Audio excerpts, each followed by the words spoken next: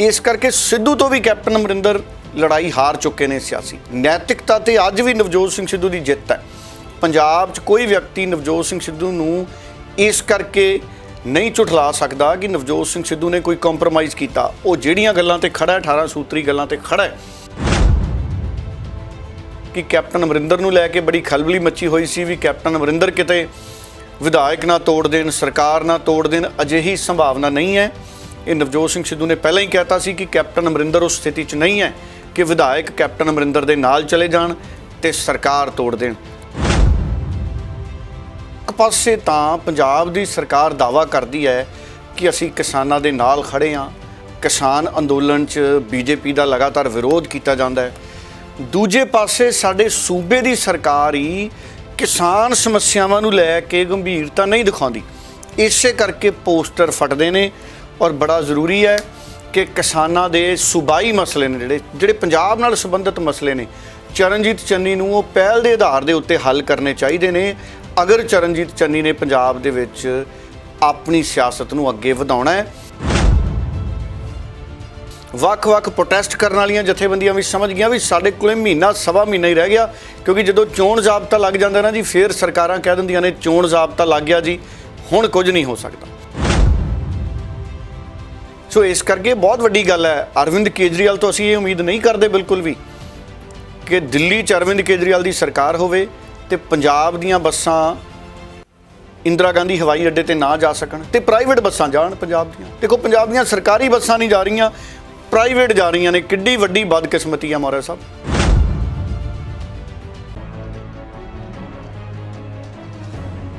सारे ही दर्शकों का बहुत बहुत स्वागत है। मैं हाँ विजय मौर्य तो तुसी देख रहे हो खबर पड़ताल प्रोग्राम। खबर पड़ताल विच असीं उन्हां खबरां की चर्चा करांगे जिहड़ी पंजाब दी वड्डी सियासत खबरां रहीआं ने। पहली खबर गल करांगे चरणजीत सिंह चन्नी सीएम साहब दी। चन्नी साहब ने मालवे के किसानां नूं फंड जारी किए ने जिन्हां दी फसलां खराब हुई सी। उस विषय पर गल करांगे क्योंकि कई फंड इस तरह के जारी किए कि जिहड़े कि नाकाफ़ी ने और उहदे नाल किसानां दा रोष होर वधिया है। दूसरी वड्डी खबर करांगे कैप्टन अमरिंदर सिंह ने दोबारा ट्वीट किया कि वो अपनी पार्टी जल्द ही बनाणगे और उहदे बारे उन्होंने विस्तारपूर्वक दस्सिया की दस्सिया। इहदे बारे असीं अपने सीनियर पत्रकार सुरिंदर डल्ला साहब नाल गल करांगे। ते तीसरी वड्डी खबर की गल चर्चा करते राजा वड़िंग ने एक बार फिर केजरीवाल के नाम पर ट्वीट किया।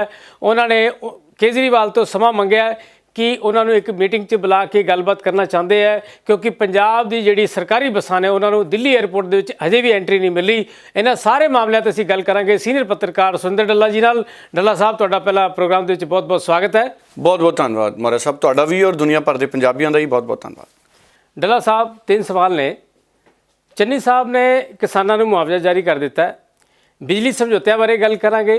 नवजोत सिंह सिद्धू कित्थे खड़े ने अज की डेट च और पंजाब दे विच चन्नी साहब के जिहड़े पोस्टर ने कई जगह कालक मल दी गई है, इसनूं किस तरीके नाल देखदे हो? देखो ये बड़ी हैरानी वाली गल है कि संगरूर दे विच कल मुख मंत्री चरणजीत चन्नी के पोस्टरां दे उत्ते भी कालक मली गई। अजिहा क्यों वापरदा है सूबे दे विच? ये सानूं बहुत ध्यान नाल समझना पएगा। एक पासे तां पंजाब दी सरकार दावा करदी है कि असीं किसानां दे नाल खड़े हां, किसान अंदोलन च बीजेपी का लगातार विरोध किया जाता है। दूजे पासे साडे सूबे की सरकार ही किसान समस्यावां नूं लै के गंभीरता नहीं दिखाउंदी। इसे करके पोस्टर फटदे ने और बड़ा जरूरी है कि किसानां दे सूबाई मसले ने जिहड़े पंजाब नाल संबंधित मसले ने चरणजीत चन्नी नूं वो पहल दे आधार दे उत्ते हल करने चाहिए ने। अगर चरणजीत चन्नी ने पंजाब दे विच अपनी सियासत नूं अगे वधाउणा है, क्योंकि मुख्यमंत्री बनने तो बाद चुनौतियां चरणजीत चन्नी के अगे बहुत ने। हुण तुसीं तीन सवाल मौर्य साहब इकट्ठे किए कि नवजोत सिंह सिद्धू कित्थे खड़ा है। नवजोत सिंह सिद्धू उत्थे ही खड़ा है। नवजोत सिंह सिद्धू पंजाब दे उन्हां मुद्दिआं दी लड़ाई लड़ रहा। और जिहड़ी गल तुरी है ना कि गोइंदवाल का एक PPA जिहड़ा उन्होंने रद्द करने लई मंजूरी देती। देखो कुछ समय पहला कैप्टन अमरिंदर सिंह के वेले भी आई होया सी भी कैप्टन अमरिंदर सिंह ने भी बिजली कंपनियों को मंजूरी देती भी रद्द करने की प्रक्रिया शुरू करो। 8 नवंबर को पंजाब विधान सभा का सैशन है और कैप्टन अमरिंदर ने भी जदों विधान सभा का सैशन बुलाया सी पिछले महीने तो नवजोत सिंह सिद्धू ने स्पष्ट किया सी कि कैप्टन अमरिंदर साहब सानू विधान सभा सैशन च बिजली समझौते रद्द करने पैणगे नवां कानून लिया के ਸਾਨੂੰ ਐਕਟ ਲਿਆਉਣਾ ਪੈਣਾ ਹੈ ਟਰਮੀਨੇਸ਼ਨ ਆਫ PPAs, ਜਿਵੇਂ ਕੈਪਟਨ ਅਮਰਿੰਦਰ ਨੇ ਵਾਟਰ ਟਰਮੀਨੇਸ਼ਨ ਐਕਟ ਲਿਆਂਦਾ ਸੀ। ਨਵਜੋਤ ਸਿੰਘ ਸਿੱਧੂ ਹਜੇ ਵੀ ਉਸ ਗੱਲ ਤੇ ਖੜਾ ਹੈ ਕਿ ਸਾਨੂੰ ਬਿਜਲੀ ਸਮਝੌਤੇ ਵਿਧਾਨ ਸਭਾ 'ਚ ਕਾਨੂੰਨ ਬਣਾ ਕੇ ਰੱਦ ਕਰ ਦੇਣੇ ਚਾਹੀਦੇ ਨੇ। ਉਸ ਤੋਂ ਬਾਅਦ ਅਗਰ ਤੁਸੀਂ ਬਿਜਲੀ ਕੰਪਨੀਆਂ ਦੇ ਜ਼ਰੀਏ ਨੋਟਿਸ ਭੇਜਣੇ ਹੈ, ਇਹਨਾਂ ਨੂੰ ਰੱਦ ਕਰਨਾ ਤੇ ਤੁਸੀਂ ਕਰੋ। ਪਰ ਗੋਇੰਦਵਾਲ ਦੇ ਮਾਮਲੇ 'ਚ ਜਿਹੜੀ ਮਨਜ਼ੂਰੀ ਹੈ, ਜਿਹੜੀ ਬਿਜਲੀ ਕੰਪਨੀ ਨੂੰ ਦਿੱਤੀ ਹੈ ਪੰਜਾਬ ਦੇ ਮੁੱਖ ਮੰਤਰੀ ਨੇ ਕਿ ਤੁਸੀਂ ਅਗਰ ਇਹਨੂੰ ਰੱਦ ਕਰਨ ਦੀ ਦਿਸ਼ਾ 'ਚ ਅੱਗੇ ਵਧਣਾ ਤੇ ਵਧੋ, ਇੱਕ ਤਰੀਕੇ ਨਾਲ ਰੱਦ ਕਰਨ ਦੀ ਮਨਜ਼ੂਰੀ ਵੀ ਆਪਾਂ ਮੰਨ ਲਈਏ। ਪਰ ਇੱਕ PPA ਨਾਲ ਕੁਛ ਨਹੀਂ ਹੋਣਾ। ਠੀਕ ਹੈ, ਆਰਡਰ ਕੀਤੇ ਵੀ ਤੁਸੀਂ 500 ਮੈਗਾਵਾਟ ਸਸਤੀ ਸੂਰਜੀ ਬਿਜਲੀ ਖਰੀਦਣ ਦੀ ਦਿਸ਼ਾ ਦੇ ਵਿੱਚ ਅੱਗੇ ਵਧੋ। ਇਹ ਬਹੁਤ ਘੱਟ ਚੀਜ਼ਾਂ ਨੇ, ਇਹ ਤਾਂ ਬਹੁਤ ਘੱਟ ਚੀਜ਼ਾਂ ਨੇ। ਬਹੁਤ ਵੱਡੇ ਫੈਸਲੇ ਲੈਣੇ ਪੈਣਗੇ। ਹੁਣ ਕਿਸਾਨਾਂ ਦੇ ਪੋਸਟਰ ਤੋਂ ਸ਼ੁਰੂ ਕਰਦਾ। ਜਦੋਂ ਕਿਸਾਨਾਂ ਨੇ ਪੋਸਟਰ ਸਾੜੇ, ਉਸ ਤੋਂ ਬਾਅਦ ਕਾਂਗਰਸ ਦੀ ਸਾਡੀ ਹੋਣ ਵਾਲੀ ਜਿਹੜੀ ਸਰਕਾਰ ਹੈ ਉਹ ਹਰਕਤ 'ਚ ਆਈ। ਵਾਅਦਾ ਕੀ ਕੀਤਾ ਸੀ ਚੰਨੀ ਸਾਹਿਬ ਨੇ ਜਦੋਂ ਗਏ, ਉਦੋਂ ਹੈਲੀਕਾਪਟਰ 'ਚ ਗਏ ਸੀ, ਸੁਖਜਿੰਦਰ ਰੰਧਾਵਾ ਨਾਲ ਸੀ ਵੀ ਅਸੀਂ ਮੁਆਵਜ਼ਾ ਦੇਵਾਂਗੇ। ਫਿਰ 29 ਤਰੀਕ ਦੀ ਗੱਲ ਰੱਖੀ ਸੀ ਵੀ 29 ਤਰੀਕ ਤੱਕ ਸਾਨੂੰ ਸਾਰੀਆਂ ਰਿਪੋਰਟਾਂ ਭੇਜੋ। ਤੇ ਜਦੋਂ ਕਿਸਾਨਾਂ ਨੇ ਵੇਖਿਆ ਕਿ ਸਰਕਾਰ ਨਹੀਂ ਇਸ ਦਿਸ਼ਾ ਦੇ ਵਿੱਚ ਅੱਗੇ ਵਧ ਰਹੀ ਤੇ 416 ਕਰੋੜ ਰੁਪਏ ਦਾ ਮੁਆਵਜ਼ਾ ਦਿੱਤਾ। ਲਗਭਗ 4 ਲੱਖ ਹੈਕਟੇਅਰ ਹੈ ਉੱਧਰ ਜਿੱਧਰ ਸੁੰਡੀ ਦਾ ਹਮਲਾ ਹੋਇਆ। ਹੁਣ 416 ਕਰੋੜ ਰੁਪਈਆ ਕਿਸਾਨਾਂ ਦੇ ਮੁਤਾਬਕ ਬਹੁਤ ਥੋੜ੍ਹਾ ਹੈ। ਅਗਰ ਕਿਸੇ ਕਿਸਾਨ ਦਾ 75% ਤੋਂ ਵੀ ਜ਼ਿਆਦਾ ਨੁਕਸਾਨ ਹੋਇਆ ਪ੍ਰਤੀ ਏਕੜ, 75 ਅਗਰ ਕਿਸੇ ਦਾ ਪ੍ਰਤੀ ਏਕੜ 75% ਨੁਕਸਾਨ ਹੋ ਗਿਆ, ਮਤਲਬ ਇੱਕ ਕਿੱਲੇ ਦਾ ਅਗਰ 75% ਨੁਕਸਾਨ ਹੋ ਗਿਆ, ਉਹਨੂੰ ਵੀ 12,000 ਦੇ ਕਰੀਬ ਜਿਹੜਾ 12,000 ਮੁਆਵਜ਼ਾ ਹੈ। ਔਰ ਜਿਵੇਂ ਜਿਵੇਂ ਨੁਕਸਾਨ ਘਟੂਗਾ ਮੁਆਵਜ਼ਾ ਮਿਲਣ ਵਾਲਾ ਘਟੀ ਜਾਣਾ ਹੈ। ਹੁਣ ਗੱਲ ਇਹ ਹੈ ਕਿ ਇੱਥੇ ਪੰਜਾਬ ਦੀ ਸਰਕਾਰ ਨੂੰ ਕੋਈ ਕਮੇਟੀ ਬਣਾ ਕੇ ਕਿਸਾਨਾਂ ਨਾਲ ਸਲਾਹ ਕਰਨਾ ਚਾਹੀਦਾ ਸੀ। ਚਰਨਜੀਤ ਚੰਨੀ ਉਹਨਾਂ ਨੂੰ ਚਾਹੀਦਾ ਸੀ ਕਿ ਕਿਸਾਨ ਜਥੇਬੰਦੀਆਂ ਨਾਲ ਸਲਾਹ ਕਰ ਲੈਂਦੇ ਵੀ ਅਸੀਂ ਕਿੰਨਾ ਮੁਆਵਜ਼ਾ ਦਈਏ। 12,000 ਪ੍ਰਤੀ ਏਕੜ ਮੁਆਵਜ਼ਾ ਘੱਟ ਹੈ ਜਿੰਨਾ ਨੁਕਸਾਨ ਕਿਸਾਨਾਂ ਦਾ ਹੋਇਆ, ਔਰ ਇਸ ਗੱਲ ਤੇ ਕਿਸਾਨ ਵੀ ਖੜੇ ਨੇ। ਪਰ ਚਲੋ ਕੁਝ ਤਾਂ ਸ਼ੁਰੂ ਹੋਇਆ, ਕੁਝ ਭਾਵੇਂ ਕਿਸਾਨਾਂ ਦੇ ਦਬਾਅ ਕਰਕੇ ਹੀ ਸਹੀ। ਜਦੋਂ ਪੋਸਟਰਾਂ ਤੇ ਕਾਲਕ ਮਲੀ ਗਈ ਸਾਰੇ ਪਾਸਿਓਂ ਤੇ ਮਨਪ੍ਰੀਤ ਬਾਦਲ ਦਾ ਪ੍ਰੋਗਰਾਮ ਰੱਦ ਹੋ ਗਿਆ, ਕਿਸਾਨਾਂ ਦਾ ਰੋਹ ਦੇਖਿਆ ਜਦੋਂ ਚਰਨਜੀਤ ਚੰਨੀ ਉਹਨਾਂ ਨੇ, ਤੇ ਉਹ ਸਮਝ ਗਏ ਵੀ ਅਗਰ ਨਾ ਕਿਸਾਨਾਂ ਨੂੰ ਮੁਆਵਜ਼ਾ ਐਲਾਨ ਕੀਤਾ ਤਾਂ 2022 ਨੇੜੇ ਹੀ ਹੈ ਔਰ 15 ਦਸੰਬਰ ਤੱਕ ਤਾਂ ਜ਼ਾਬਤਾ ਵੀ ਲੱਗ ਸਕਦਾ। ਹੁਣ ਇਹ ਪੰਜਾਬ 'ਚ ਅਧਿਆਪਕ ਜਥੇਬੰਦੀਆਂ ਵੀ ਸਮਝ ਗਈਆਂ, ਵੱਖ-ਵੱਖ ਪ੍ਰੋਟੈਸਟ ਕਰਨ ਵਾਲੀਆਂ ਜਥੇਬੰਦੀਆਂ ਵੀ ਸਮਝ ਗਈਆਂ ਵੀ ਸਾਡੇ ਕੋਲੇ ਮਹੀਨਾ ਸਵਾ ਮਹੀਨਾ ਹੀ ਰਹਿ ਗਿਆ। ਕਿਉਂਕਿ ਜਦੋਂ ਚੋਣ ਜ਼ਾਬਤਾ ਲੱਗ ਜਾਂਦਾ ਨਾ ਜੀ, ਫਿਰ ਸਰਕਾਰਾਂ ਕਹਿ ਦਿੰਦੀਆਂ ਨੇ ਚੋਣ ਜ਼ਾਬਤਾ ਲੱਗ ਗਿਆ ਜੀ, ਹੁਣ ਕੁਝ ਨਹੀਂ ਹੋ ਸਕਦਾ। ਸੋ ਇਸ ਕਰਕੇ ਇਹ 416 ਕਰੋੜ ਕਿਸਾਨਾਂ ਨੂੰ ਮਿਲਿਆ, ਇਹ ਪੰਜਾਬ ਦੇ ਖਜ਼ਾਨੇ 'ਚੋਂ ਉਹਨਾਂ ਨੂੰ ਮਿਲਿਆ। ਇਸ ਕਰਕੇ ਕਿ ਐਡਾ ਜ਼ਿਆਦਾ ਨੁਕਸਾਨ ਉਹਨਾਂ ਦਾ ਹੋਇਆ। ਔਰ ਸਰਕਾਰਾਂ ਇਸੇ ਲਈ ਬਣਦੀਆਂ ਨੇ ਕਿ ਦੁੱਖ ਸੁੱਖ ਦੇ ਵਿੱਚ ਪਬਲਿਕ ਦੇ ਜਿਹੜੇ ਮਸਲੇ ਨੇ ਉਹ ਹੱਲ ਕੀਤੇ ਜਾਣ। ਪਰ ਜਿਹੜੀ ਗੱਲ ਤੁਸੀਂ ਨਵਜੋਤ ਸਿੰਘ ਸਿੱਧੂ ਦੀ ਕੀਤੀ ਸੀ, ਮੈਂ ਇੱਕ ਵਾਰੀ ਫੇਰ ਲੈ ਲਾਂ। ਨਵਜੋਤ ਸਿੰਘ ਸਿੱਧੂ ਕੈਪਟਨ ਅਮਰਿੰਦਰ ਦੇ ਵਿਧਾਨ ਸਭਾ ਸੈਸ਼ਨ ਤੋਂ ਪਹਿਲਾਂ ਵੀ ਇਹੀ ਮੰਗ ਕਰ ਰਹੇ ਸੀ ਕਿ ਸਾਨੂੰ ਬਿਜਲੀ ਸਮਝੌਤੇ ਰੱਦ ਕਰਨੇ ਪੈਣੇ, ਸਾਨੂੰ ਵਿਧਾਨ ਸਭਾ ਦੇ ਵਿੱਚ ਰਿਪੋਰਟ ਖੋਲ੍ਹ ਦੇਣੀ ਚਾਹੀਦੀ ਹੈ ਡਰੱਗਸ ਦੇ ਮਾਮਲੇ ਦੀ। ਔਰ ਚਰਨਜੀਤ ਚੰਨੀ ਅੱਗੇ ਵੀ ਬਹੁਤ ਵੱਡੀ ਚੁਣੌਤੀ ਹੈ ਕਿ ਨਸ਼ੇ ਦੇ ਕਾਰੋਬਾਰੀਆਂ ਦੇ ਨਾਮ ਵਿਧਾਨ ਸਭਾ 'ਚ ਉਜਾਗਰ ਕਰਨਗੇ ਚਰਨਜੀਤ ਚੰਨੀ। ਐਡਾ ਜਿਗਰਾ ਰੱਖਣਗੇ ਚਰਨਜੀਤ ਚੰਨੀ। ਕਿਉਂਕਿ ਮੈਂ ਬਾਰ-ਬਾਰ ਕਹਿੰਦਾ ਹੁੰਦਾ 24-25 ਅਗਸਤ ਦਾ ਭਾਸ਼ਣ ਮੈਂ ਸੁਣਿਆ ਸੀ ਚਰਨਜੀਤ ਚੰਨੀ ਉਹਨਾਂ ਦਾ, ਜਦੋਂ ਹਰੀਸ਼ ਰਾਵਤ ਨੂੰ ਮਿਲਣ ਜਾ ਰਹੇ ਸੀ। ਮੈਂ ਹਰ ਰੋਜ਼ ਸੁਣਾਉਣਾ ਵੀ ਹਾਂ ਤਾਂ ਕਿ ਅਸੀਂ ਭੁੱਲੀਏ ਨਾ। ਸਾਨੂੰ ਲੀਡਰਾਂ ਨੂੰ ਯਾਦ ਕਰਾਉਣਾ ਪੈਣਾ ਹੈ ਕਿ ਤੁਸੀਂ ਜਿਹੜੇ ਵਾਅਦੇ 1 ਮਹੀਨਾ ਸਵਾ ਮਹੀਨਾ ਪਹਿਲਾਂ ਕੀਤੇ ਸੀ, ਕੀ ਉਸ ਗੱਲ 'ਤੇ ਖੜ੍ਹੇ ਹੋ। ਮੈਂ ਕੇਜਰੀਵਾਲ ਸਾਹਿਬ ਦੀ ਗੱਲ ਵੀ ਕਰੂੰਗਾ। ਹੁਣ ਸਵਾਲ ਇਹ ਹੈ ਕਿ ਚਰਨਜੀਤ ਚੰਨੀ 24-25 ਅਗਸਤ ਨੂੰ ਕਹਿੰਦੇ ਸੀ ਵੀ ਮਸਲੇ ਹੱਲ ਕੀਤੇ ਬਿਨਾਂ ਨਹੀਂ ਸਰਨਾ। ਸੋ ਹੁਣ ਵਿਧਾਨ ਸਭਾ ਦਾ ਸੈਸ਼ਨ ਹੈ 8 ਨਵੰਬਰ ਨੂੰ। ਚਰਨਜੀਤ ਚੰਨੀ ਅੱਗੇ ਵੀ ਚੁਣੌਤੀ ਹੈ। ਚਰਨਜੀਤ ਚੰਨੀ ਉਹਨਾਂ ਨੂੰ ਵੀ ਚਾਹੀਦਾ ਹੈ ਕਿ ਬਿਜਲੀ ਸਮਝੌਤੇ ਰੱਦ ਕਰਨ, ਨਸ਼ਿਆਂ ਦੀ ਰਿਪੋਰਟ ਵਿਧਾਨ ਸਭਾ ਦੇ ਵਿੱਚ ਕਮੇਟੀ 'ਚ ਸਾਰਵਜਨਿਕ ਕਰਨ। ਕੋਈ ਨਹੀਂ ਇਹਨਾਂ ਨੂੰ ਰੋਕ ਰਿਹਾ, ਅਦਾਲਤ ਨੇ ਕਿਹਾ ਤੁਸੀਂ ਕੋਈ ਕਾਰਵਾਈ ਅੱਗੇ ਕਰਨੀ ਚਾਹੋ ਇਹਨਾਂ ਰਿਪੋਰਟਾਂ 'ਤੇ ਕਰ ਸਕਦੇ ਹੋ। ਸੋ ਮੈਂ ਤਾਂ ਕਹਿੰਦਾ ਵਿਧਾਨ ਸਭਾ 'ਚ ਰਿਪੋਰਟ ਖੋਲ੍ਹ ਕੇ ਡਰੱਗਸ ਮਾਫੀਏ ਦੀ ਤੇ ਵਿਧਾਨ ਸਭਾ 'ਚ ਸਿੱਟ ਇਸ ਮਾਮਲੇ 'ਤੇ ਵੀ ਬਣਾ ਦੇਣੀ ਚਾਹੀਦੀ ਹੈ ਚਰਨਜੀਤ ਚੰਨੀ ਉਹਨਾਂ ਨੂੰ, ਜਾਂ ਇਹ ਰਿਪੋਰਟ ਖੋਲ੍ਹ ਕੇ ਇਸ ਰਿਪੋਰਟ ਦੇ ਆਧਾਰ 'ਤੇ ਕਾਰਵਾਈ ਕਰ ਦੇਣੀ ਚਾਹੀਦੀ ਹੈ ਤਾਂ ਕਿ ਦੁੱਧ ਦਾ ਦੁੱਧ ਤੇ ਪਾਣੀ ਦਾ ਪਾਣੀ ਪੰਜਾਬ 'ਚ ਹੋਵੇ ਕਿ ਨਸ਼ੇ ਦੇ ਕਾਰੋਬਾਰੀ ਹੈ ਕਿਹੜੇ ਹੈ ਜਿਨ੍ਹਾਂ ਕਰਕੇ ਪੰਜਾਬ ਦੇ ਵਿੱਚ ਸਾਡੀ ਜਵਾਨੀ ਦਾ ਐਡਾ ਨੁਕਸਾਨ ਹੋਇਆ। ਇਸ ਤੋਂ ਇਲਾਵਾ ਸਾਰੇ ਬਿਜਲੀ ਸਮਝੌਤੇ ਰੱਦ ਕਰਨ ਦਾ ਕਾਨੂੰਨ ਆਉਣਾ ਚਾਹੀਦਾ ਹੈ। ਔਰ ਸਾਡੇ ਕਈ ਵੱਡੇ ਮਸਲੇ ਨੇ ਮਾਈਨਿੰਗ ਦੇ ਉੱਤੇ ਪਾਲਿਸੀ ਹੈ ਜਿਹੜੀ ਸਰਕਾਰ ਦੀ ਬਣਾ ਕੇ ਰੱਖੀ ਹੋਈ ਹੈ ਨਵਜੋਤ ਸਿੰਘ ਸਿੱਧੂ ਨੇ। ਚਰਨਜੀਤ ਚੰਨੀ ਅਗਰ ਮਾਈਨਿੰਗ ਮਾਫੀਆ ਦੇ ਖਿਲਾਫ ਨੇ ਤੇ ਵਿਧਾਨ ਸਭਾ 'ਚ ਮਾਈਨਿੰਗ ਦੇ ਉੱਤੇ ਕਿਉਂ ਨਹੀਂ ਨਵਾਂ ਕਾਨੂੰਨ ਲਿਆ ਜਾ ਸਕਦਾ। ਸੋ ਇਹ ਮੋਰਾ ਸਾਹਿਬ ਜਿਹੜੇ ਵੱਡੇ ਵਿਸ਼ੇ ਨੇ ਨਾ, ਔਰ ਮੁਲਾਜ਼ਮਾਂ ਦੇ ਮਸਲੇ ਨੇ ਜਿਹੜੇ, ਮੁਲਾਜ਼ਮਾਂ ਦੇ ਜਿਹੜੇ ਮਸਲੇ ਨੇ ਇਹ ਸਾਰੇ ਵਿਧਾਨ ਸਭਾ ਸੈਸ਼ਨ ਦੇ ਵਿੱਚ ਐਡਰੈਸ ਕੀਤੇ ਜਾ ਸਕਦੇ ਨੇ। ਔਰ ਕਿਉਂਕਿ 8 ਨਵੰਬਰ ਨੂੰ ਵਿਧਾਨ ਸਭਾ ਦਾ ਸੈਸ਼ਨ ਹੈ, ਮੈਂ ਕਾਂਗਰਸ 'ਚ ਦੇਖ ਰਿਹਾ ਸੀ ਕਿ ਕੈਪਟਨ ਅਮਰਿੰਦਰ ਨੂੰ ਲੈ ਕੇ ਬੜੀ ਖਲਬਲੀ ਮੱਚੀ ਹੋਈ ਸੀ ਵੀ ਕੈਪਟਨ ਅਮਰਿੰਦਰ ਕਿਤੇ ਵਿਧਾਇਕ ਨਾ ਤੋੜ ਦੇਣ, ਸਰਕਾਰ ਨਾ ਤੋੜ ਦੇਣ। ਅਜਿਹੀ ਸੰਭਾਵਨਾ ਨਹੀਂ ਹੈ। ਇਹ ਨਵਜੋਤ ਸਿੰਘ ਸਿੱਧੂ ਨੇ ਪਹਿਲਾਂ ਹੀ ਕਹਿਤਾ ਸੀ ਕਿ ਕੈਪਟਨ ਅਮਰਿੰਦਰ ਉਸ ਸਥਿਤੀ 'ਚ ਨਹੀਂ ਹੈ ਕਿ ਵਿਧਾਇਕ ਕੈਪਟਨ ਅਮਰਿੰਦਰ ਦੇ ਨਾਲ ਚਲੇ ਜਾਣ ਤੇ ਸਰਕਾਰ ਤੋੜ ਦੇਣ। ਸੋ ਇਸ ਕਰਕੇ ਕੈਪਟਨ ਅਮਰਿੰਦਰ ਜਿਹੜੇ ਨੇ ਇਸ ਵਕਤ ਇਸ ਸਥਿਤੀ 'ਚ ਨਹੀਂ ਹੈ ਕਿ ਔਰ ਦੂਜੀ ਗੱਲ, ਅਗਰ ਚਰਨਜੀਤ ਚੰਨੀ ਇਹ ਸਾਰੇ ਮਸਲੇ ਲੈ ਕੇ ਆਉਣਗੇ ਵੀ ਮੈਂ ਬਿਜਲੀ ਸਮਝੌਤੇ ਰੱਦ ਕਰੂੰ ਵਿਧਾਨ ਸਭਾ 'ਚ, ਮੈਂ ਨਸ਼ਿਆਂ ਦੀ ਰਿਪੋਰਟ ਉਜਾਗਰ ਕਰੂੰਗਾ ਵਿਧਾਨ ਸਭਾ ਦੇ ਵਿੱਚ, ਮੈਂ ਰੇਤ ਮਾਫੀਏ ਦੀ ਕਮਰ ਤੋੜੂੰਗਾ, ਮਾਈਨਿੰਗ ਦੀ ਪਾਲਿਸੀ ਲੈ ਕੇ ਆਊਂਗਾ ਵਿਧਾਨ ਸਭਾ ਸੈਸ਼ਨ 'ਚ। ਅਗਰ ਕਿਸੇ ਵੀ ਵਿਧਾਇਕ ਨੇ ਜੁਰਤ ਕੀਤੀ ਮੌਰਿਆ ਸਾਹਿਬ ਕਿ ਅਸੀਂ ਵਿਧਾਨ ਸਭਾ ਦਾ ਸੈਸ਼ਨ ਬਾਈਕਾਟ ਕਰਦੇ ਹਾਂ ਜਾਂ ਅਸੀਂ ਸੈਸ਼ਨ 'ਚ ਨਹੀਂ ਜਾਣਾ ਜਾਂ ਅਸੀਂ ਸਰਕਾਰ ਤੋੜਦੇ ਹਾਂ, ਤੇ ਲੋਕਾਂ ਨੇ ਉਸ ਵਿਧਾਇਕ ਨੂੰ ਦੁਬਾਰਾ ਵਿਧਾਇਕ ਨਹੀਂ ਬਣਾਉਣਾ। ਇਸ ਕਰਕੇ ਪੰਜਾਬ ਦੇ ਅਸਲ ਮੁੱਦਿਆਂ ਨੂੰ ਚਰਨਜੀਤ ਚੰਨੀ ਅਗਰ 8 ਨਵੰਬਰ 'ਚ ਰੱਖ ਗਏ, ਆਖਰੀ ਮੌਕਾ ਚਰਨਜੀਤ ਚੰਨੀ ਅੱਗੇ। ਮੌਰਿਆ ਸਾਹਿਬ, ਚਰਨਜੀਤ ਚੰਨੀ ਅੱਗੇ ਆਖਰੀ ਮੌਕਾ। ਇਸ ਤੋਂ ਬਾਅਦ ਮੈਨੂੰ ਨਹੀਂ ਲੱਗਦਾ ਕਿ ਵਿਧਾਨ ਸਭਾ ਦਾ ਸੈਸ਼ਨ ਬੁਲਾਇਆ ਜਾਏਗਾ। ਔਰ 15 ਦਸੰਬਰ ਤੱਕ ਚੋਣ ਜ਼ਾਬਤੇ ਵਾਲੇ ਪਾਸੇ ਪੰਜਾਬ ਵੱਧ ਰਿਹਾ। ਸੋ ਜਿਹਨੂੰ ਕਹਿੰਦੇ ਨੇ ਨਾ ਅਗਨੀ ਪ੍ਰੀਖਿਆ ਹਿੰਦੀ ਦਾ ਸ਼ਬਦ ਹੈ, ਉਸ ਤਰ੍ਹਾਂ ਦਾ ਮਾਹੌਲ ਹੈ ਜਿਹੜਾ ਉਹ ਚਰਨਜੀਤ ਚੰਨੀ ਉਹਨਾਂ ਦੇ ਅੱਗੇ ਇਸ ਵਕਤ ਹੈਗਾ। ਔਰ ਨਵਜੋਤ ਸਿੰਘ ਸਿੱਧੂ ਅਟੱਲ ਖੜਾ ਆਪਣੇ ਮੁੱਦਿਆਂ ਤੇ, 18 ਸੂਤਰੀ ਏਜੰਡੇ ਤੇ। ਉਸ ਤੋਂ ਘੱਟ ਨਵਜੋਤ ਸਿੰਘ ਸਿੱਧੂ ਨੇ ਨਾ ਕਦੀ ਸਮਝੌਤਾ ਕੀਤਾ, ਨਾ ਕਦੀ ਨਵਜੋਤ ਸਿੰਘ ਸਿੱਧੂ ਨੇ ਸਮਝੌਤਾ ਕਰਨਾ ਹੈ, ਜਿੰਨਾ ਕਿ ਮੈਂ ਨਵਜੋਤ ਸਿੰਘ ਸਿੱਧੂ ਦੀ ਸ਼ਖਸੀਅਤ ਨੂੰ ਸਮਝਦਾ। ਔਰ ਇਹ ਵੀ ਨਵਜੋਤ ਸਿੰਘ ਸਿੱਧੂ ਦਾ ਦਬਾਅ ਹੀ ਹੈ ਜਿਹੜੀ ਥੋੜ੍ਹੀ ਬਹੁਤੀ ਹਿਲਜੁਲ ਹੋਈ ਹੈ। ਨਹੀਂ ਤਾਂ ਹਜੇ ਤੱਕ DGP ਔਰ ਜਿਹੜੇ ਦੂਜੇ ਅਫਸਰ ਜਿਨ੍ਹਾਂ ਬਾਰੇ ਨਵਜੋਤ ਸਿੰਘ ਸਿੱਧੂ ਨੇ ਇਤਰਾਜ਼ ਪ੍ਰਗਟ ਕੀਤਾ, ਚਰਨਜੀਤ ਚੰਨੀ ਉਹਨਾਂ ਦੀ ਸਰਕਾਰ ਨੇ ਉਹਨਾਂ 'ਤੇ ਹਜੇ ਤੱਕ ਕੋਈ ਫੈਸਲਾ ਨਹੀਂ ਲਿਆ। 1 ਮਹੀਨਾ ਹੋ ਗਿਆ। ਔਰ ਜਿਹਦਾ ਨੁਕਸਾਨ ਇਹ ਹੋ ਰਿਹਾ ਹੈ ਕਿ ਕਿਤੇ ਨਾ ਕਿਤੇ ਪੰਜਾਬ ਦੇ ਵਿੱਚ ਸਰਕਾਰ ਦੇ ਉੱਤੇ ਲੋਕਾਂ ਦੇ ਸਵਾਲ ਖੜੇ ਹੋ ਰਹੇ ਨੇ ਕਿ ਸਰਕਾਰ ਕਿਉਂ ਅਸਲ ਮੁੱਦਿਆਂ ਦੇ ਉੱਤੇ ਖੜੀ ਨਹੀਂ ਹੈ। ਔਰ ਅਗਰ ਇਹ 8 ਨਵੰਬਰ ਦਾ ਸੈਸ਼ਨ ਵੀ ਬਿਨਾਂ ਵੱਡੇ ਫੈਸਲਿਆਂ ਤੋਂ ਨਿਕਲ ਗਿਆ, ਬਿਜਲੀ ਸਮਝੌਤੇ ਅਗਰ ਨਾ ਰੱਦ ਕੀਤੇ ਗਏ ਸੈਸ਼ਨ 'ਚ, ਔਰ ਸਿਰਫ ਤੇ ਸਿਰਫ BSF ਵਾਲੇ ਮਤੇ ਨੂੰ ਰੱਦ ਕੀਤਾ ਗਿਆ। ਦੇਖੋ BSF ਦੀ ਤੈਨਾਤੀ ਹੋ ਚੁੱਕੀ ਹੈ।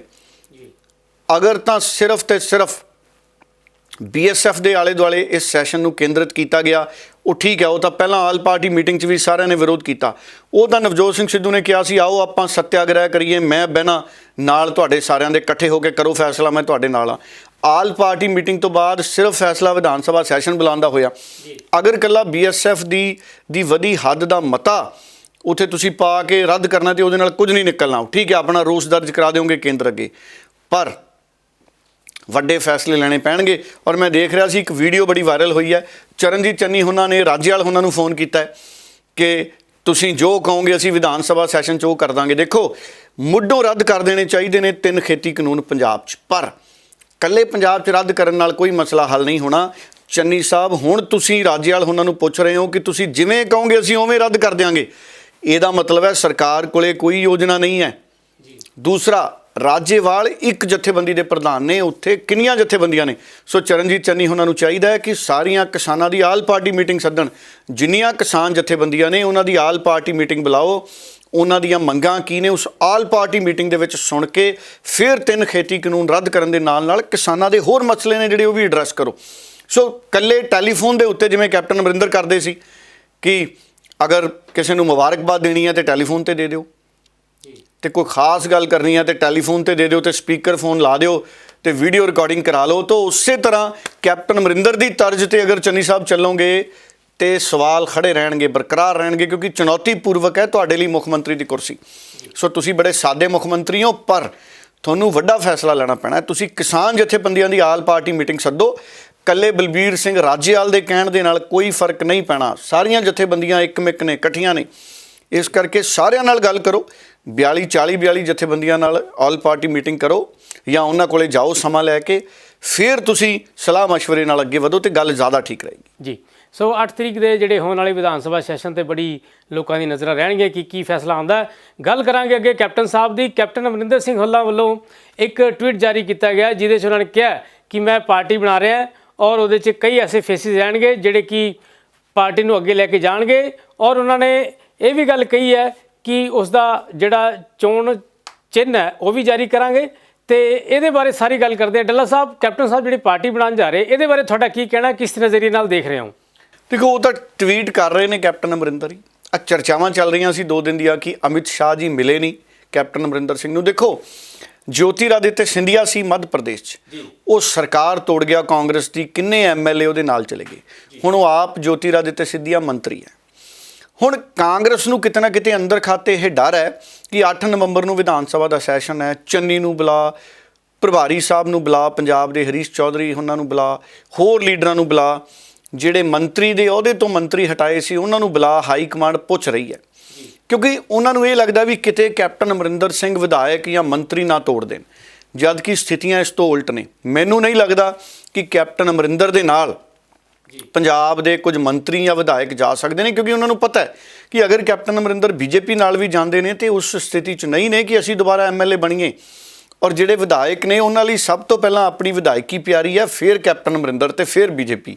ਇਸ ਕਰਕੇ ਕੈਪਟਨ ਅਮਰਿੰਦਰ ਦੇ ਨਾਲ ਇੱਕ ਅੱਧਾ ਕੋਈ ਚਲਿਆ ਜਾਵੇ, ਬੀਬੀ ਪ੍ਰਨੀਤ ਕੌਰ ਜ਼ਰੂਰ ਜਾ ਸਕਦੇ ਨੇ, ਪਰ ਉਸ ਤੋਂ ਇਲਾਵਾ ਮੈਨੂੰ ਨਹੀਂ ਲੱਗਦਾ ਕਿ ਪੰਜਾਬ ਦੇ ਵਿਧਾਇਕ ਜਾਂ ਮੰਤਰੀ ਕੈਪਟਨ ਅਮਰਿੰਦਰ ਸਿੰਘ ਦੇ ਨਾਲ ਜਾਣਗੇ। ਔਰ ਟਵੀਟ ਕੈਪਟਨ ਅਮਰਿੰਦਰ ਜਿਹੜੇ ਬਾਰ-ਬਾਰ ਕਰ ਰਹੇ ਨੇ, ਦੇਖੋ ਕੈਪਟਨ ਅਮਰਿੰਦਰ ਕੋਲੇ ਬਹੁਤ ਵੱਡਾ ਮੌਕਾ ਸੀ ਪੰਜਾਬ ਦੇ ਵਿੱਚ ਇੱਕ ਵਿਕਾਸ ਦਾ ਸਮਾਜਿਕ ਸੰਤੁਲਨ ਬਣਾ ਦਿੰਦੇ। ਰੇਤ ਮਾਫੀਆ ਕੈਪਟਨ ਅਮਰਿੰਦਰ ਰੋਕ ਸਕਦੇ ਸੀ, ਸ਼ਰਾਬ ਮਾਫੀਆ ਰੋਕ ਸਕਦੇ ਸੀ, ਸ਼ਰਾਬ ਦੀ ਰਿਪੋਰਟ ਸਾਰਵਜਨਿਕ ਕਰ ਸਕਦੇ ਸੀ, ਬੇਅਦਬੀ ਦੇ ਮਾਮਲੇ ਨੇ, ਕੋਟਕਪੁਰਾ ਦੇ ਮਾਮਲੇ ਨੇ, ਇਹਨਾਂ ਤੇ ਕਾਰਵਾਈ ਕਰ ਸਕਦੇ ਸੀ ਤੁਰੰਤ ਪ੍ਰਭਾਵ ਤੋਂ। ਮੈਂ ਅੱਗੇ ਵੀ ਕਹਿਣਾ ਹੁੰਦਾ, ਕਿਸੇ ਗਰੀਬ ਦੇ ਪੁੱਤ ਨੇ ਕੋਈ ਕ੍ਰਾਈਮ ਕੀਤਾ ਹੋਵੇ ਨਾ ਜੀ, ਤੇ ਮਿੰਟ 4 ਲਾਉਂਦੇ ਨੇ ਵੱਡੇ ਅਫਸਰ, ਪੁਲਿਸ ਦੇ ਅਫਸਰਾਂ ਨੂੰ ਹੁਕਮ ਦੇ ਦਿੰਦੇ ਨੇ, ਪੋਲੀਟੀਕਲ ਲੋਕ ਹੁਕਮ ਦੇ ਦਿੰਦੇ ਨੇ ਤੁਰੰਤ ਪੁਲਿਸ ਦੇ ਅਫਸਰਾਂ ਨੂੰ ਵੀ ਜਿਵੇਂ ਮਰਜ਼ੀ ਆ ਪੂਰਾ ਟੱਬਰ ਚੱਕ ਲਿਆਓ, ਥਾਣੇ ਬਿਠਾ ਲਓ।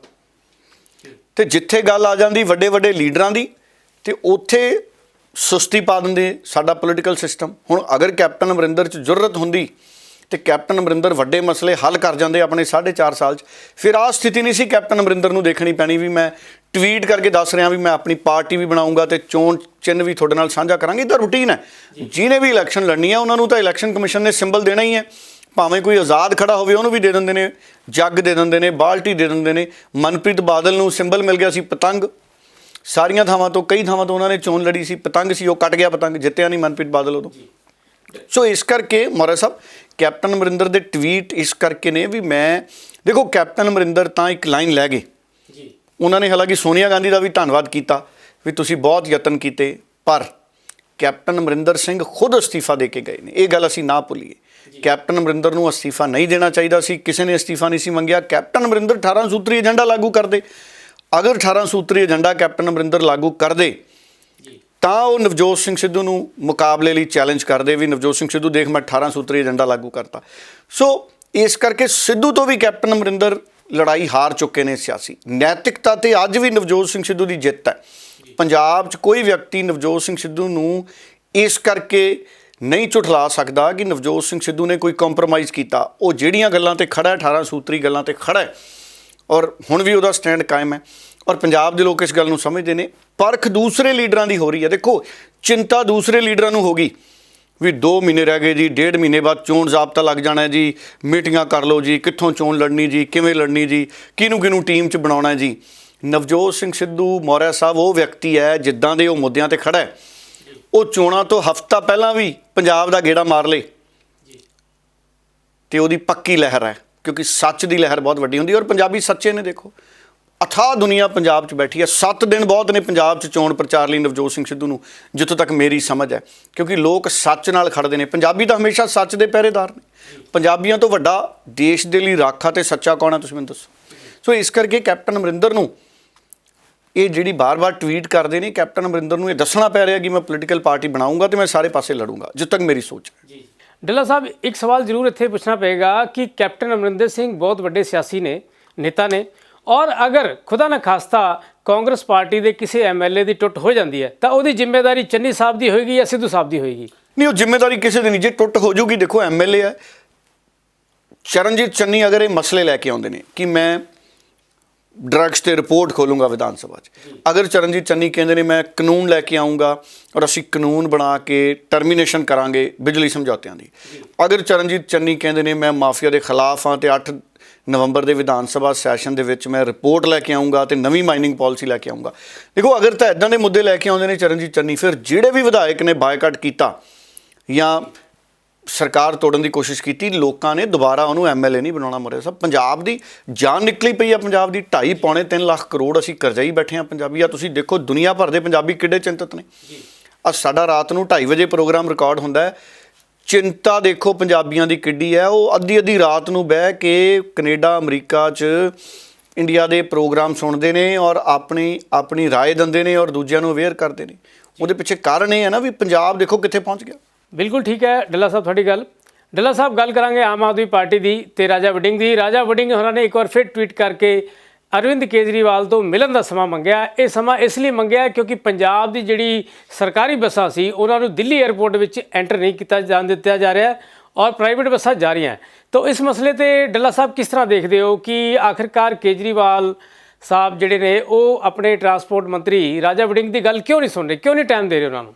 ਦੇਖੋ, ਬੜੀ ਹੈਰਾਨੀ ਵਾਲੀ ਗੱਲ ਹੈ। ਅਰਵਿੰਦ ਕੇਜਰੀਵਾਲ ਨੂੰ ਤਾਂ ਕਿੰਨਾ ਚੰਦਾ ਦਿੱਤਾ NRIs ਨੇ, ਔਰ ਜਿਹੜੀਆਂ ਸਾਡੀਆਂ ਪੰਜਾਬ ਦੀਆਂ ਬੱਸਾਂ ਦਿੱਲੀ ਹਵਾਈ ਅੱਡੇ ਤੇ ਜਾਣੀਆਂ ਨੇ, ਇੰਦਰਾ ਗਾਂਧੀ ਏਅਰਪੋਰਟ ਤੇ, ਉਹਨਾਂ ਦੇ ਵਿੱਚ NRI ਆਉਣੇ ਆ ਜੀ। ਉਹਦੇ ਵਿੱਚ ਸਾਡੇ ਹੋਰ ਕਿਸੇ ਨੇ ਥੋੜ੍ਹੀ ਆਉਣਾ, ਵਿਦੇਸ਼ਾਂ ਤੋਂ ਸਾਡੇ ਪੰਜਾਬੀਆਂ ਨੇ ਆਉਣਾ ਜਿਨ੍ਹਾਂ ਨੇ ਪੰਜਾਬ 'ਚ ਆਉਣਾ, ਔਰ ਉਹਨਾਂ ਨੇ ਜਾਣਾ ਜੀ।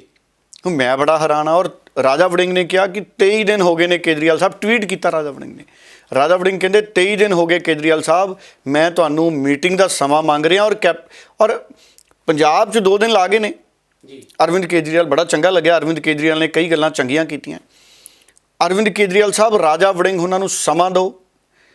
ਇਹ ਸਵਾਲ ਆਪਣੇ ਆਪ 'ਚ ਬਹੁਤ ਵੱਡਾ ਹੈ ਕਿ ਪੰਜਾਬ ਦੀ ਸਰਕਾਰ ਬੱਸਾਂ ਭੇਜਣਾ ਚਾਹੁੰਦੀ ਹੈ ਦਿੱਲੀ ਹਵਾਈ ਅੱਡੇ ਤੇ, ਰਾਜਾ ਵੜਿੰਗ ਭੇਜਣਾ ਚਾਹੁੰਦੇ ਨੇ, ਕੇਜਰੀਵਾਲ ਸਾਹਿਬ ਮੁਲਾਕਾਤ ਨਹੀਂ ਕਰ ਰਹੇ। ਤੇ ਰਾਜਾ ਵੜਿੰਗ ਨੇ ਟਵੀਟ ਕੀਤਾ ਹੈ ਤੇ ਆਮ ਆਦਮੀ ਪਾਰਟੀ ਤੇ ਸਵਾਲ ਖੜਾ ਕੀਤਾ ਹੈ ਵੀ ਕਿਤੇ ਪੰਜਾਬ ਦੇ ਟਰਾਂਸਪੋਰਟ ਮਾਫੀਏ ਨਾਲ ਕੋਈ ਡਰ ਤਾਂ ਨਹੀਂ, ਕੋਈ ਸਬੰਧ ਤਾਂ ਨਹੀਂ। ਮੈਂ ਸਬੰਧ ਨਹੀਂ ਕਹਿੰਦਾ, ਡਰ ਕਹਿ ਦਿੰਦਾ। ਸੋ ਇਸ ਕਰਕੇ ਬਹੁਤ ਵੱਡੀ ਗੱਲ ਹੈ। ਅਰਵਿੰਦ ਕੇਜਰੀਵਾਲ ਤੋਂ ਅਸੀਂ ਇਹ ਉਮੀਦ ਨਹੀਂ ਕਰਦੇ ਬਿਲਕੁਲ ਵੀ ਕਿ ਦਿੱਲੀ 'ਚ ਅਰਵਿੰਦ ਕੇਜਰੀਵਾਲ ਦੀ ਸਰਕਾਰ ਹੋਵੇ ਤੇ ਪੰਜਾਬ ਦੀਆਂ ਬੱਸਾਂ ਇੰਦਰਾ ਗਾਂਧੀ ਹਵਾਈ ਅੱਡੇ ਤੇ ਨਾ ਜਾ ਸਕਣ ਤੇ ਪ੍ਰਾਈਵੇਟ ਬੱਸਾਂ ਜਾਣ ਪੰਜਾਬ ਦੀਆਂ। ਦੇਖੋ, ਪੰਜਾਬ ਦੀਆਂ ਸਰਕਾਰੀ ਬੱਸਾਂ ਨਹੀਂ ਜਾ ਰਹੀਆਂ, ਪ੍ਰਾਈਵੇਟ ਜਾ ਰਹੀਆਂ ਨੇ। ਕਿੱਡੀ ਵੱਡੀ ਬਦਕਿਸਮਤੀ ਆ ਮੌਰਿਆ ਸਾਹਿਬ ਕਿ ਸਾਡੇ ਸੂਬੇ ਦੀ, ਜਿਹਦੇ ਤੇ ਪੰਜਾਬ ਸਰਕਾਰ ਦਾ ਅਧਿਕਾਰ ਖੇਤਰ ਹੈ, ਸਰਕਾਰੀ ਲੋਗੋ ਹੈ, ਉਹਦੀ ਬੱਸ ਨਹੀਂ ਇੰਦਰਾ ਗਾਂਧੀ ਹਵਾਈ ਅੱਡੇ ਤੇ ਜਾਂਦੀ ਤੇ ਪ੍ਰਾਈਵੇਟ ਚਲੀ ਜਾਂਦੀ ਹੈ ਜੀ। ਇਹ ਦੇਖੋ, ਹੁਣ ਇਸ ਤੋਂ ਵੱਡੀ ਬਦਕਿਸਮਤੀ ਪੰਜਾਬ ਦੀ ਕੀ ਹੋਊਗੀ। ਔਰ ਚਰਨਜੀਤ ਚੰਨੀ ਉਹਨਾਂ ਨੂੰ ਵੀ ਚਾਹੀਦਾ ਕਿ ਉਹ, ਮੈਂ ਕਹਿੰਦਾ ਚਰਨਜੀਤ ਚੰਨੀ ਸਾਹਿਬ, ਇੱਕ ਵਾਰੀ ਫੇਰ ਕਰ ਲਓ ਹੈਲੀਕਾਪਟਰ ਯਾਤਰਾ, ਸਿੱਧੇ ਅਰਵਿੰਦ ਕੇਜਰੀਵਾਲ ਕੋਲੇ ਪਹੁੰਚ ਜਾਓ ਹੈਲੀਕਾਪਟਰ ਲੈ ਕੇ ਤੇ ਕਹੋ ਅਰਵਿੰਦ ਕੇਜਰੀਵਾਲ ਸਾਹਿਬ ਨੂੰ ਵੀ ਸਾਡੀਆਂ ਬੱਸਾਂ ਚਲਾਓ ਸ਼ਾਮ ਤੱਕ, ਮੈਂ ਤਾਂ ਵਾਪਸ ਮੁੜ ਕੇ ਜਾਊਂਗਾ। ਇਹੋ ਜਿਹਾ ਸੰਘਰਸ਼ ਕਰਨਾ ਪੈਣਾ ਸੂਬੇ ਦੇ ਮੁੱਖ ਮੰਤਰੀ ਨੂੰ। ਇਹ ਨਹੀਂ ਵੀ ਇਕੱਲਾ ਤੁਸੀਂ ਹੈਲੀਕਾਪਟਰ, ਹਰ ਰੋਜ਼ ਹੈਲੀਕਾਪਟਰ ਲੈ ਕੇ ਤੁਸੀਂ ਦਿੱਲੀ ਹੋਰ ਮੀਟਿੰਗਾਂ, ਸੰਗਠਨ ਦੇ ਲੀਡਰਾਂ ਨੂੰ ਮਿਲਣ ਤੁਸੀਂ ਜਾਓ। ਸੋ ਪੰਜਾਬ ਦੀ ਬੱਸਾਂ ਨੂੰ ਲੈ ਕੇ ਜੋ ਡੱਲਾ ਸਾਹਿਬ ਨੇ ਖਦਸ਼ਾ ਦੱਸਿਆ ਹੈ ਕਿ ਕਿਤੇ ਸਾਜ਼ਿਸ਼ ਹੈ ਜਾਂ ਕੋਈ ਸੈਟਿੰਗ ਹੈ, ਇਹ ਵੀ ਇੱਕ ਜਾਂਚ ਦਾ ਵਿਸ਼ਾ ਹੈ। ਖੈਰ, ਇਹ ਜਾਂਚ ਕੌਣ ਕਰਾਏਗਾ, ਕਿੱਦਾਂ ਹੋਏਗੀ, ਇਹ ਤਾਂ ਅਲੱਗ ਵਿਸ਼ਾ। ਲੇਕਿਨ ਅਰਵਿੰਦ ਕੇਜਰੀਵਾਲ ਪੰਜਾਬ ਦੇ ਹਿਤੈਸ਼ੀ ਅਗਰ ਸਮਝਦੇ ਨੇ ਤਾਂ ਪੰਜਾਬ ਦੀ ਸਰਕਾਰੀ ਬੱਸਾਂ ਨੂੰ ਉੱਥੇ ਆਉਣ ਦੇਣਾ ਚਾਹੀਦਾ, ਕਿਉਂਕਿ ਪ੍ਰਾਈਵੇਟ ਔਰ ਸਰਕਾਰੀ ਬੱਸਾਂ ਦੋਨਾਂ ਨੂੰ ਆਉਣਾ ਜਾਣਾ ਬਣਿਆ ਰਹਿਣਾ ਚਾਹੀਦਾ ਤਾਂ ਕਿ ਦੋਨਾਂ ਦਾ परिचालन जो सही तरीके हो सके। सो फिलहाल खबर पड़ताल में इन्ना ही। कल असीं फिर होर खबरों पर गल करांगे। तद तक लिए सानूं इजाजत दिओ। डल्ला साहब, तुहाडा बहुत बहुत धन्यवाद। बहुत धन्यवाद मोरे साहब, तुहाडा भी बहुत बहुत धन्यवाद। मेरे सत्कारयोग कैप्टन अमरिंदर सिंह 80 साल ਦੇ ਆ। 80 ਸਾਲ ਤੋਂ ਉੱਤੇ ਹੀ ਹੋ ਜਾਣਾ ਜਦੋਂ ਇਲੈਕਸ਼ਨਾਂ। ਤੁਸੀਂ ਮੈਨੂੰ ਦੱਸੋ, ਇਸ ਉਮਰ 'ਚ ਕੈਪਟਨ ਸਾਹਿਬ ਹੁਣ ਮੈਂ ਕੀ ਕਹਾਂ, ਕਿੱਥੇ ਜਾ ਕੇ ਰੈਲੀਆਂ ਕਰ ਸਕਦੇ ਆ, ਕਿੱਥੇ ਜਾ ਕੇ ਮੈਂਬਰਸ਼ਿਪ ਕਰ ਸਕਦੇ ਆ, ਕਿੱਥੇ ਜਾ ਕੇ, ਹੁਣ ਬਥੇਰਾ ਹੋ ਗਿਆ ਯਾਰ, ਬਥੇਰਾ ਉਹਨਾਂ ਨੇ ਜੋ ਦੇਣਾ ਸੀ ਬਹੁਤ ਕੁਝ ਦਿੱਤਾ, ਕਿਸਾਨਾਂ ਨੂੰ ਦਿੱਤਾ, ਪੰਜਾਬ ਨੂੰ ਪਾਣੀਆਂ ਦਾ ਰਾਖਾ ਉਹਨਾਂ ਨੂੰ ਕਿਹਾ ਜਾਂਦਾ। ਉਹਨਾਂ ਦੀ ਛੋਟੀ ਗੱਲ ਆ ਕਿਤੇ, ਉਹ ਇੱਜ਼ਤ ਮਾਨ ਉਹਨਾਂ ਨੂੰ ਆਪਣੀ ਬਣਾਈ ਰੱਖੀ ਜਾਣੀ ਚਾਹੀਦੀ ਆ। ਦੇਖੋ 92 ਤੱਕ, ਚਾਹੇ ਉਹ ਦੂਜੀ ਪਾਰਟੀ ਸੀਗੇ, 92 'ਚ ਮੇਰੇ ਗ੍ਰੈਂਡਫਾਦਰ ਪ੍ਰਧਾਨ ਸੀ, ਪਰ ਉਹਨਾਂ ਦਾ ਮਾਨ ਸਤਿਕਾਰ ਇੰਨਾ ਸੀ ਵੀ ਉਹਨਾਂ ਨੂੰ ਸਮਾਣਾ ਸੀਟ ਤੋਂ ਸਾਰੀਆਂ ਪਾਰਟੀਆਂ ਨੇ ਅਨਅਪੋਜ਼ ਜਿਤਾਇਆ ਸੀ। ਕਿਸੇ ਨੇ ਕੈਂਡੀਡੇਟ ਨਹੀਂ ਖੜਾ ਕੀਤਾ ਸੀ ਵੀ ਕੋਈ ਗੱਲ ਨਹੀਂ, ਵੀ ਇੱਕ ਬੰਦਾ ਕਾਂਗਰਸ ਤੋਂ ਇਲਾਵਾ ਇੱਕ ਬੰਦਾ ਪਾਰਟੀ ਲੜਾ ਕੇ ਆਪਣੇ 117 ਕੈਂਡੀਡੇਟ ਖੜੇ ਕੀਤੇ, ਜਿਹ 'ਚੋਂ ਜੀਰਾ ਸਾਹਿਬ ਅੱਜ ਜਿਹੜੇ ਆਪਣੇ MLA ਨੇ, ਜੀਰਾ ਜੀ ਇਹਨਾਂ ਦੇ ਪਿਤਾ ਜੀ ਜਿੱਤੇ ਸੀ ਇਹਨਾਂ ਦੀ ਪਾਰਟੀ ਤੋਂ, ਤੇ ਇੱਕ ਜਿਹੜੇ ਆ ਸਾਡੇ ਉੱਥੋਂ ਡਿਸਟ੍ਰਿਕਟ ਤਰਨਤਾਰਨ ਤੋਂ ਜਿਹੜੇ ਨੇ ਸਾਡੇ, ਮੈਂ ਨਾਮ ਭੁੱਲ ਗਿਆ ਹੁਣ ਉਹਨਾਂ ਦਾ, 2 ਬੰਦੇ ਇਹਨਾਂ ਦੇ, ਤੀਜੇ ਆਪ ਜਿਹੜੇ ਆ ਉਹ ਜਿੱਤੇ ਸੀ ਉਸ ਵੇਲੇ। ਤੇ ਇਸ ਕਰਕੇ ਬੜਾ ਮਾਣ ਸਤਿਕਾਰ ਪੰਜਾਬ ਨੇ ਦਿੱਤਾ, ਬਹੁਤ ਮਾਣ ਸਤਿਕਾਰ ਦਿੱਤਾ ਹੈ, ਤੇ ਮੈਂ ਸਮਝਦਾ ਉਹ ਮਾਣ ਸਤਿਕਾਰ ਕੈਪਟਨ ਸਾਹਿਬ ਬਣਾ ਰੱਖ। ਤੁਸੀਂ ਇੱਕ ਸਾਡੇ ਤੇ ਸਾਡੀ ਮਦਦ ਕਰ ਦਿਓ।